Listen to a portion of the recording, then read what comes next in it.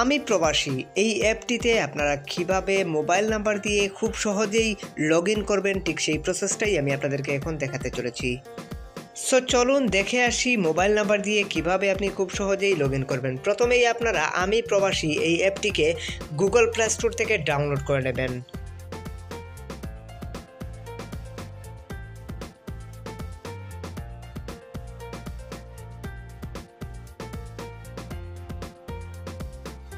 Download and install হওয়ার পর আপনারা ওপেন করুন। আমি ওপেন বাটনে ট্যাপ করলাম।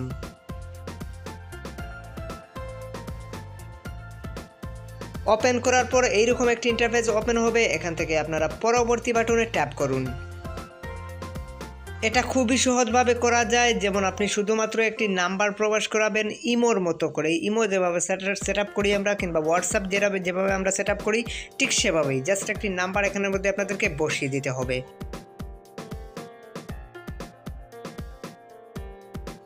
আপনাদেরকে দেখানোর স্বার্থে আমি এখানের মধ্যে এক্সাম্পল স্বরূপ আমার নাম্বারটি আমি এখানে প্রবেশ করালাম। তারপর পরবর্তী বাটনে ট্যাপ করলাম। তথ্য লোড হচ্ছে। এখান থেকে এখানের মধ্যে আমার নাম্বার একটা ওটিপি চলে আসছে, দেখতেই পাচ্ছেন ওটিপিটা কিন্তু অলরেডি চলে আসছে। আমি অ্যালাউতে ক্লিক করে এটাকে পারমিশন দিয়ে দিচ্ছি। পারমিশন দেওয়ার সাথে সাথেই কিন্তু আমার অ্যাকাউন্টটি ক্রিয়েট হয়ে গেল, অর্থাৎ আমার এখানে লগ ইন হয়ে গেল আমি প্রবাসী এই অ্যাপে। আশা করি আপনারা ব্যাপারটা বুঝতে পেরেছেন। পরবর্তী ভিডিওতে আমি আপনাদেরকে দেখানোর চেষ্টা করব এই অ্যাপের খুঁটিনাটির সমস্ত কিছু। সবাই ভালো থাকুন, সুস্থ থাকুন। আজকের মতো এই পর্যন্তই। Hit the subscribe button and press the bell icon. খোদা হাফিজ।